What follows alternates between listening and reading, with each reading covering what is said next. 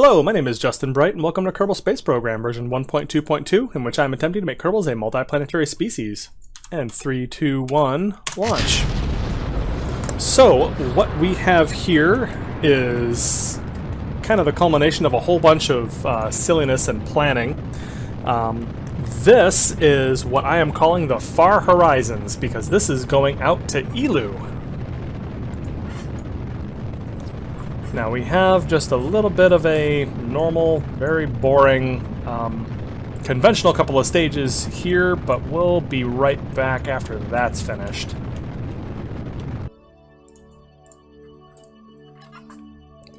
Okay, so now that we've gotten that first part of the launch just about finished, let's go ahead and release this fairing. Very nice. And turn on the reactor. Because what we are using here is the K+, I guess, Carbonite Plus mod, or I guess it's just Carbonite now, because he rolled those two things to get those two mods together, the K+ and Carbonite mods. But anyways, it's a torch drive from that mod, and that uses Karborundum and ore to be absolutely ridiculous space magic propulsion. As you can see, this thing is 1200 kilonewtons of thrust, so somewhere just below a mainsail, with 7500 seconds of specific impulse. That gives us, if you look over here, 63,000 meters per second of delta V. With 63 kilometers per second of delta V, we can do all kinds of cool stuff. So, the plan for this vessel, once I get this thing properly into orbit, and we are in orbit, but let's raise it a little bit because we are going to be doing a fairly ridiculous burn. Get that up to about 250. That seems like a reasonable number. Reactor is on. Go ahead and make sure that our antenna is extended. Don't want to lose signal on this thing because this thing cost me a little bit upwards of 3 million funds, something like 3.5 million funds. Alright, so now we have a fairly nice high circular orbit over Kerbin, so let's take a minute to talk about this thing. So this is kind of an all-in-one ship that I'm putting together for to kind of solve this problem that I had.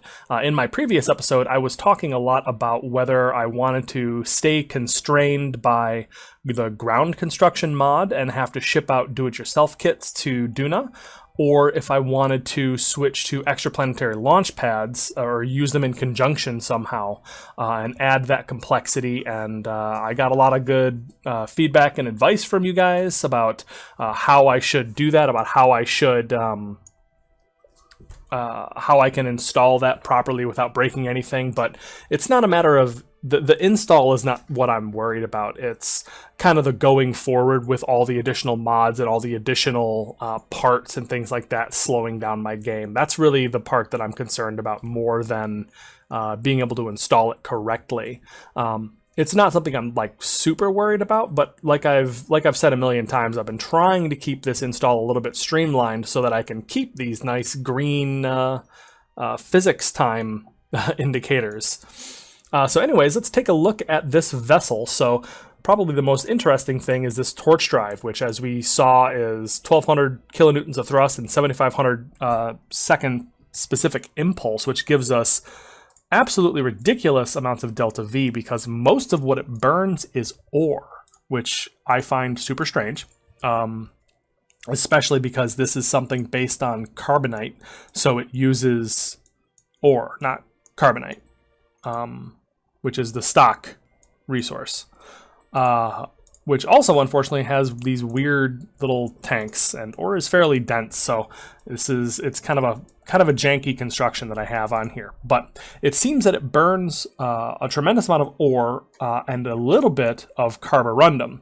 Now, there's also the fusion drives, which come with this mod as well, but that seems to take a lot more Karborundum to get the same amount of delta V, if that makes sense. So you would I would need 2, 3, 4 times this much Karborundum to get this amount of delta V, but I feel like the fusion drives are more efficient in the long run. So you can, like, if I had a full tank of if I was constrained not by Karborundum, like if I had as much Karborundum as I wanted, fusion drives would be far better, like way better. But if I'm constrained, being able to use Karborundum to chuck ore out the back of this ship seems to be the way to go. So the way that I have this designed is I have 63,000 meters per second of delta V, pretty ridiculous. And what I'm going to do is I'm going to butcher this word. It is brachistochrone. I am going to make a at least semi-brachistochrone trajectory out to Eeloo, which means I am going to be pushing about 25 to 35 kilometers per second of delta V straight out of Kerbin's sphere of influence in a straight line at Eeloo. And based on my testing, this is going to get us something like 150 to 175 days travel time instead of, 4.5 years. So let's take a look at what that is going to look like. Okay, so I've done some work on planning this maneuver, and this is what I've come up with. So our first node is we're going to push out about 32,000 meters per second in the prograde with a inclination correction of about 3,000. That gets rolled right into that, which is nice. Very easy to make those kind of corrections as part of the prograde because you're just kind of slightly off the node rather than making an additional correction. However, this is going to be a 25-minute burn, so this is not going to be entirely accurate. My deceleration burn around Eeloo, which is going to happen only 186 days from now, instead of 4.5 years, is going to be about 25,000 meters per second, which should leave me about 5,000 or 6,000 left over to make corrections, land, and have plenty of buffer room. Like I could shave off a couple, like a week or two by going faster, but I want to make sure that I have as much additional delta V to make corrections as possible, because I'm sure that I'm not going to get this quite right on my very first try. All right, so we are 3 minutes out from the node, so let's do it. This is going to be kind of a really long burn. Looks like I could probably turn off some of my SAS. I don't want to turn off all of it, but if I deactivate all of my SAS and then just turn on this one, activate all, that's weird. Okay, it's fine. We're holding pretty steady. I have a lot of additional reaction wheels on this. Why can't I just turn off one? Toggle torque, there we go. Here, hold on, activate, deactivate, toggle torque on, so I just have the one. Okay, that's all you really need with this. But when I'm landing, this thing is pretty unwieldy. So, yeah, so this is going to be a fairly ridiculous sort of burn. This is what these things are designed for, these torch drives. They're based on things like you might see in the Expanse that burn just with no regard for fuel, and they burn constantly in one direction and then flip around and then burn the other way to decelerate on the way to the target. And that's technically what a brachistochrone trajectory should be, but I don't have the fuel to do that properly, so I'm going to do like some kind of halfway transfer in between the two, with the idea of just really shortening the amount of time it takes to get in between these two bodies. Yeah, and then when we get there, I have carbonite drills, which should be able to pull up Karborundum, and then I have mining extractors, which should be able to refill this thing with ore.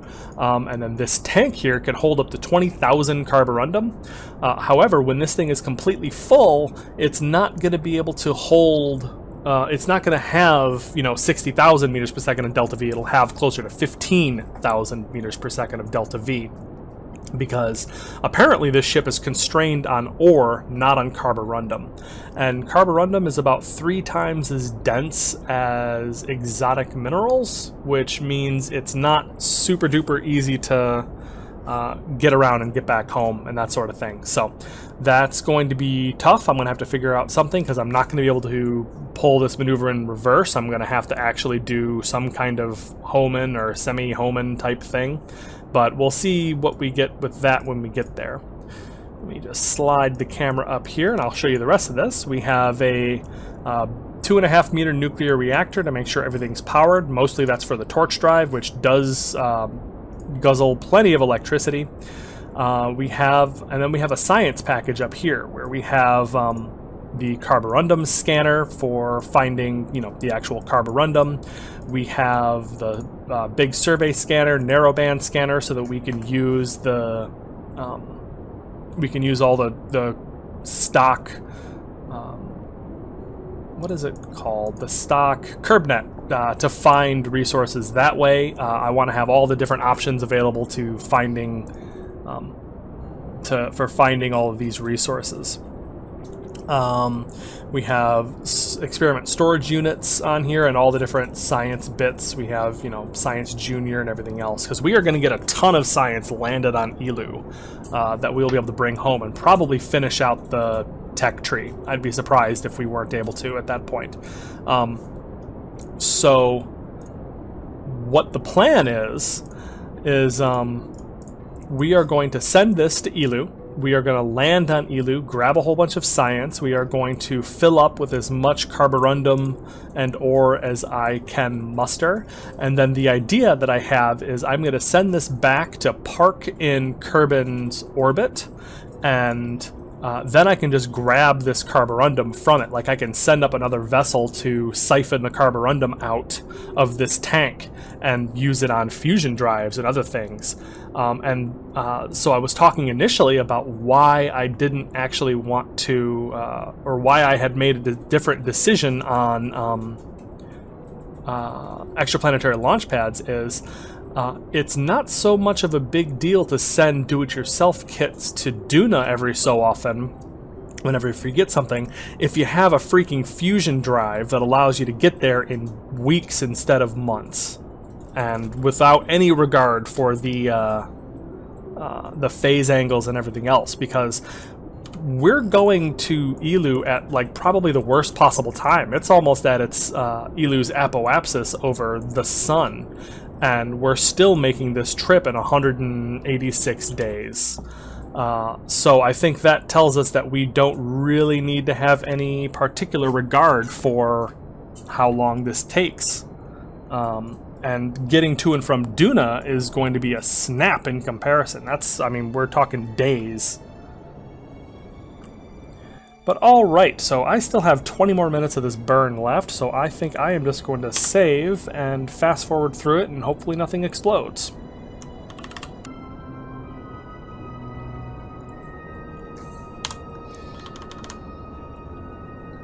Alright, coming just to the end of this burn. 5, 4, 3, 2, okay, hold on. We are going to activate all SAS and finish the burn.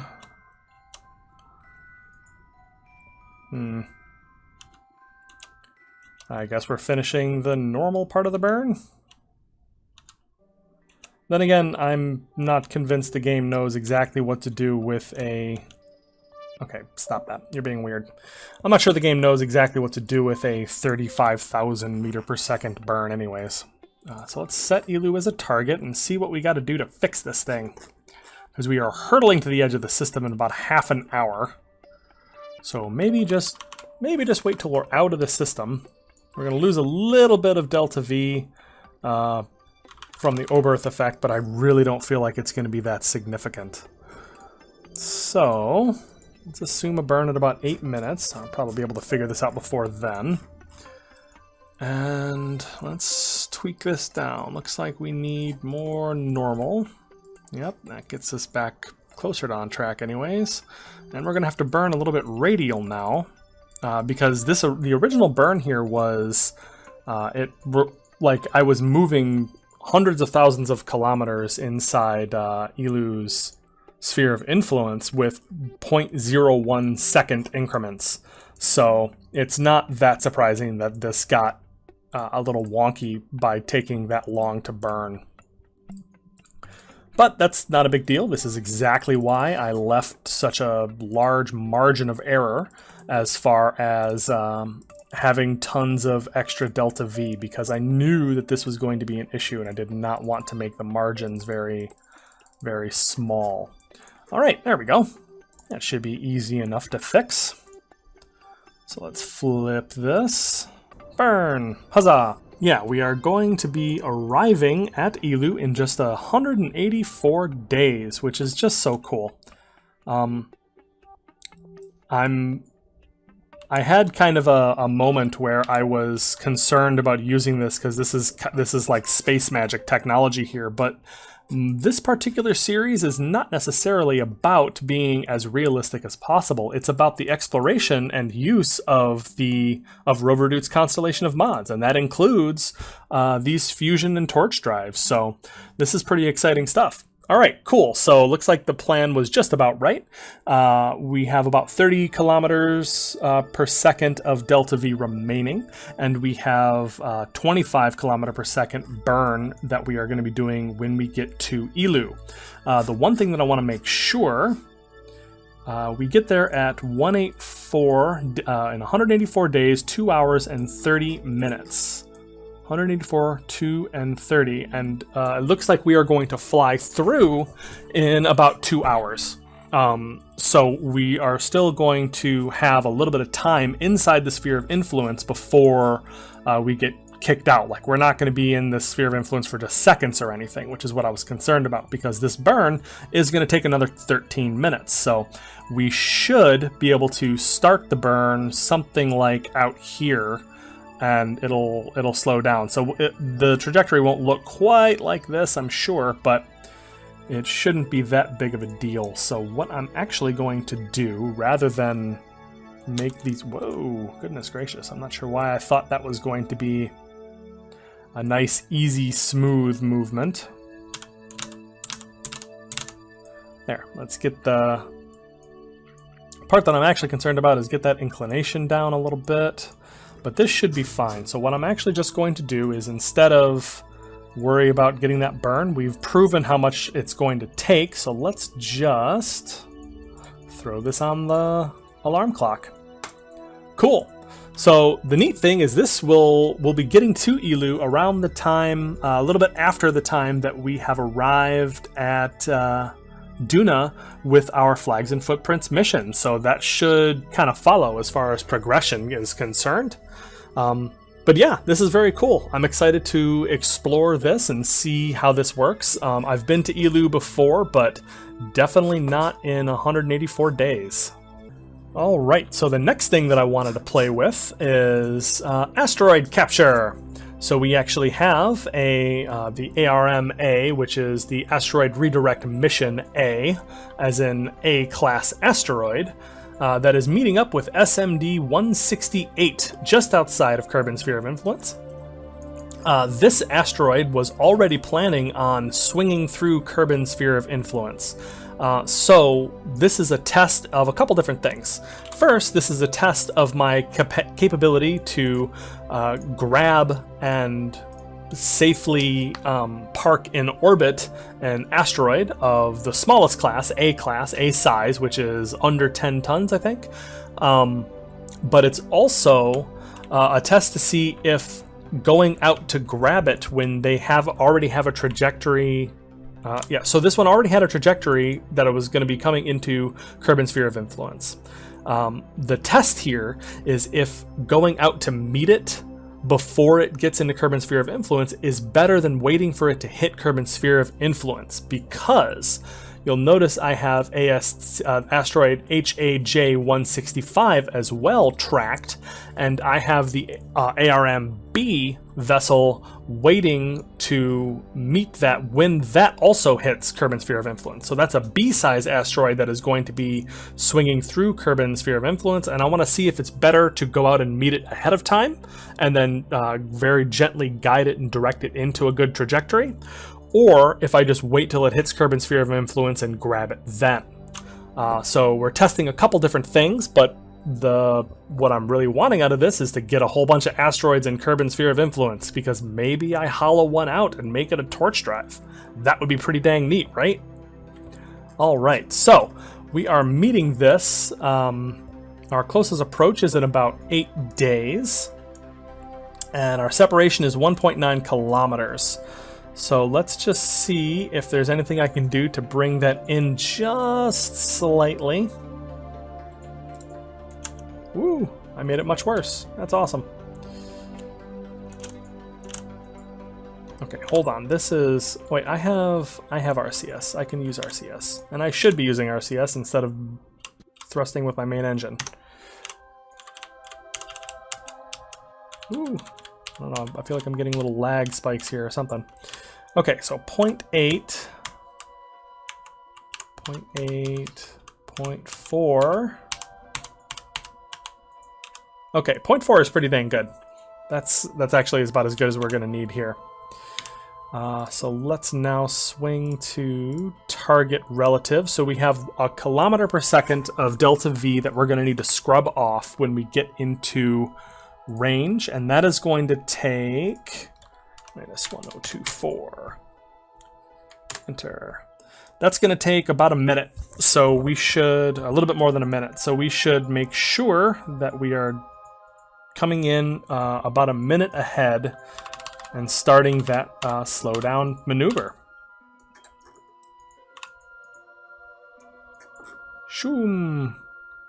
Getting close now. About an hour away. About 5 minutes away. Perfect.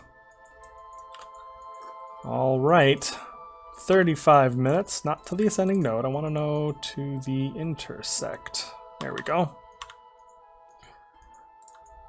30 minutes away. I should save my game. Okay, where was I? 20 minutes. Oh, here we go. Now we got this. That's very good. Let's see if I can't get this even a little bit closer.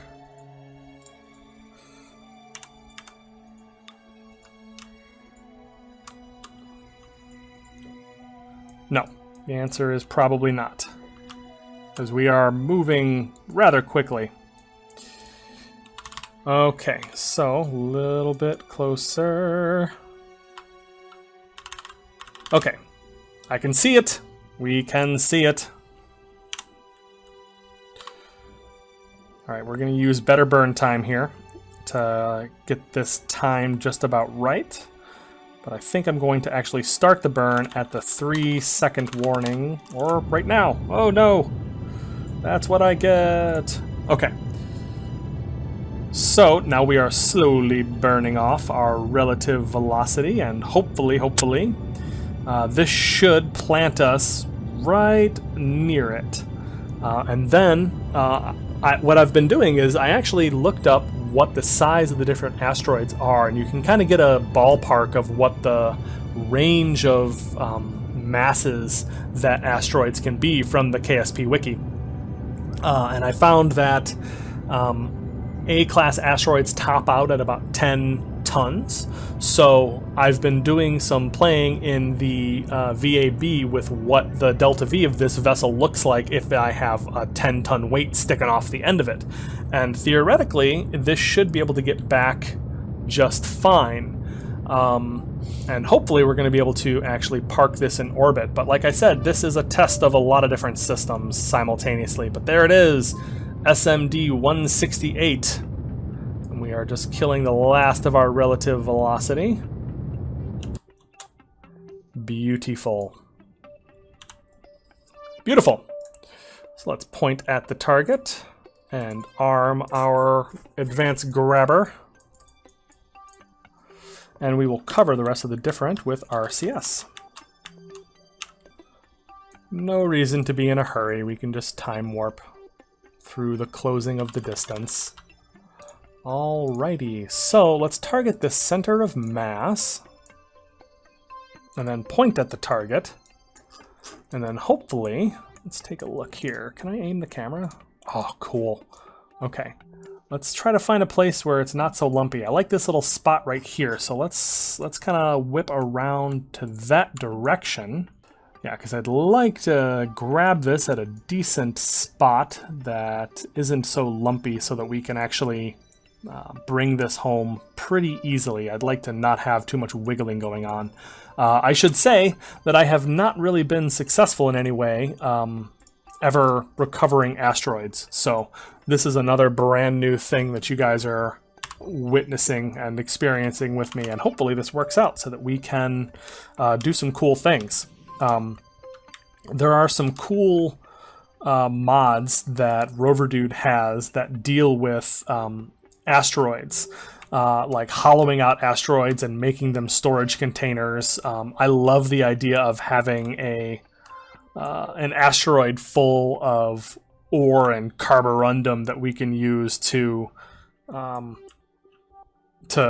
as a tug, basically. Massive asteroid ships. That just sounds so cool.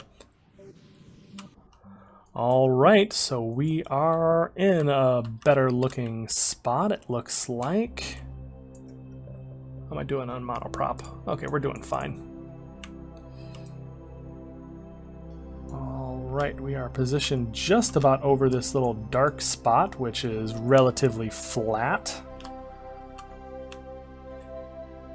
There we go. Now we are accelerating straight on. Yeah, this should be maybe okay. I guess we're gonna find out.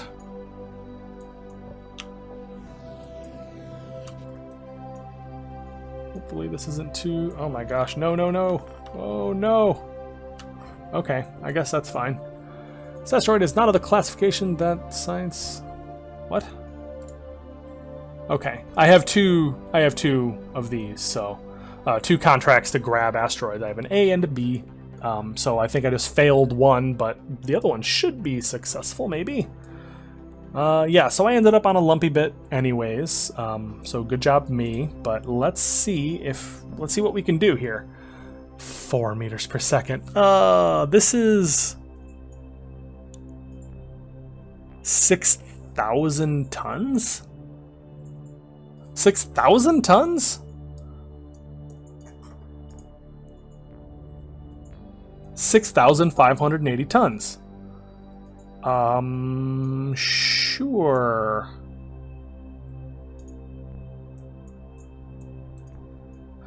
Well, okay, so that's not going to work in any way.